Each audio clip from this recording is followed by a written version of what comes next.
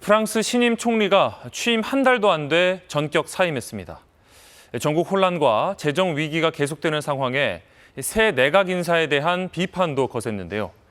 마크롱 대통령이 사직서를 수리했지만 불안과 불만은 잦아들지 않고 있습니다. 파리 이화진 특파원입니다. 프랑스의 신임 총리 르크로니 총리가 현재 시각 6일 전격 사임했습니다. 의회 불신임으로 물러난 전임 총리 뒤를 이어 취임한 지 불과 27일 만으로 현대 프랑스 역사상 가장 짧은 재임입니다. 전날 밤 새로운 내각을 발표한 이후로는 14시간 만입니다. 발표된 장관 다수가 전임 내각 출신인 탓에 사실상 재탕 내각이 아니냐는 좌우 정당의 거센 비판이 쏟아졌습니다. En ce lundi matin, les conditions n'étaient plus remplies pour que je puisse exercer ces fonctions de Premier ministre et permettre au gouvernement d'aller devant l'Assemblée nationale. 르크로니 총리는 사임 발표 연설에서 의회를 향해 타협할 준비가 되어 있었지만 각 당파가 정파적 욕심만 보였다고 비판하기도 했습니다. 올해 39살인 르크로니 총리는 중도 성향으로 정치 세대 교체 등의 기대를 받았지만 끝내 전국 불안정을 돌파하지 못하고 낙마했습니다. 앞서 전국적인 국민 파업을 통해 정부 예산안에 대한 불만을 호소해온 프랑스 국민들은 반복된 내각 해산으로 정부 불신과 피로감을 거듭 호소하고 있습니다. Je m'y attendais, puisque le président Macron n'écoute rien et qu'il a mis un mois pour renommer un gouvernement qui est quasiment comme le précédent. Donc on s'y attendait. Il n'y a eu aucun changement. 의회는 마크롱 대통령의 정치적 결단을 촉구했습니다. 특히 대통령 사임과 조기 대선에 대한 목소리가 높아지고 있습니다. En ces heures, le chef de l'État dispose de deux voies possibles, soit la démission, soit la dissolution. 마크롱 대통령은 르크로니 총리의 사직서를 수리했지만 의회와 최후 협상을 위한 마지막 48시간을 총리에게 남겼습니다. 현지 언론들은 협상에 실패한다고 해도 마크롱 대통령이 임기가 끝나기 전에 사임하는 일은 없을 거라고 밝힌 만큼 새로운 총리를 또다시 지명할 것으로 내다봤습니다. 파리에서 KBS 뉴스 이화진입니다. 유럽의 강국인 프랑스가 최근 재정 위기와 대규모 시위로 큰 혼란을 겪고 있습니다. 유럽, 특히 프랑스 전문가인 강유덕 한국외국어대 LT학부 교수와 함께 최근 상황과 자세한 배경 등을 월지시에서 알아보겠습니다. 교수님, 이달 들어 프랑스에서 대규모 시위와 파업이 이어지고 있던데요. 네, 프랑스는 최근 정부의 긴축 정책을 둘러싸고 큰 혼란을 겪고 있는데요.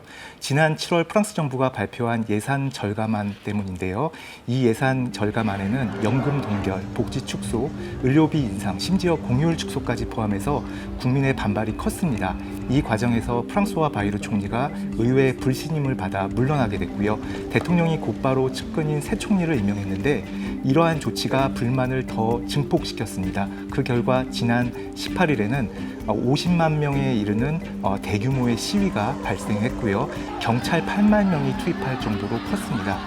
이러한 사태는 2019년 유류세 인상을 둘러싸고 시작된 노란 조끼 운동과 비슷하게 경제적 불만이 정치적 갈등으로 번지는 그런 양상이라고 볼 수 있습니다.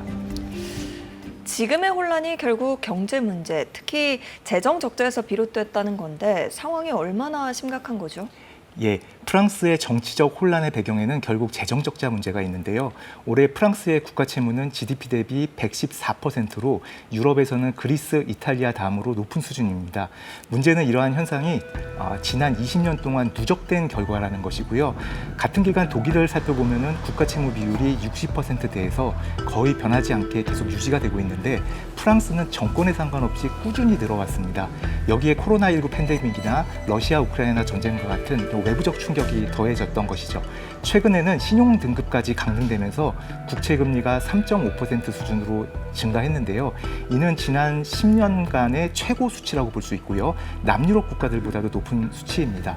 이렇게 되면 새로운 국채 발행 비용이 늘어나면서 재정 압박이 한층 커질 수밖에 없는 그런 상황인 거죠. 그런데 프랑스 재정은 어쩌다 이렇게 어려워지게 된 거죠?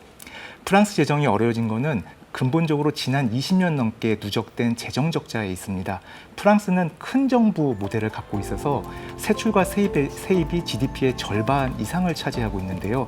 그중에서도 연금, 의료, 실업수당 같은 사회 지출 비중이 가장 큽니다.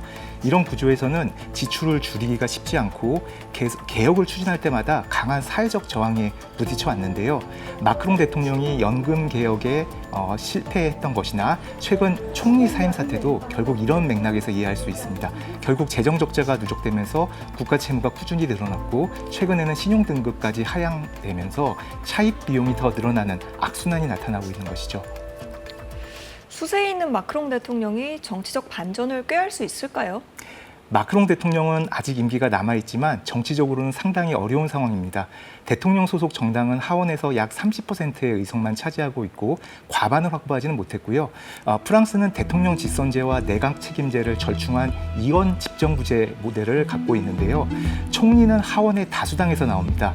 제1당인 좌파연합이나 그리고 3당인 구구 성향의 국민연합 중 어느 정당도 과반을 확보하지 못하면서 마크롱 대통령이 결국 소수 정부를 꾸린 그런 상황인데요. 반면에 좌파연합은 자신들이 총리를 임명하겠다고 계속 요구해왔고 구구 성향의 국민연합은 조기 총선을 주장하면서 계속 압력을 가하고 있습니다. 그럼에도 본인의 측근을 이번에 다시 총리로 임명하면서 마크롱 대통령은 정면 돌파를 시도하고 있는 그런 상황이죠. 그렇다면 앞으로의 상황은 어떻게 흘러갈 거라고 보십니까? 마크롱 대통령은 임기 말까지 정치적으로 불안한 상황에 직면할 수밖에 없습니다. 왼쪽에서는 예산 삭감을 반대하는 시위대와 좌파 진영이 계속 압력을 가할 것이고요. 오른쪽 다른 한쪽에서는 우파 정당과 그리고 재정 적자에 우려하는 투자자들의 부담이 동시에 작용할 수밖에 없는 거죠. 임기는 아직 1년 반이 남았지만 내년부터는 결국 대선 국면에 들어가게 되는데요. 이런 상황에서는 성과 있는 정책 추진이 더 어려워집니다. 무엇보다 재정 문제는 프랑스의 경제 모델 그 자체를 건드는 것이기 때문에 갈등이 있을 수밖에 없는 상황이고요. 이런 재정 적자 문제는 좌파연합이나 국민연합 모든 정당들이 결국 뾰족한 해답을 내놓기가 어렵습니다. 동거 정부가 들어선다 해도 상황을 해결하기는 어려운 상황이고요.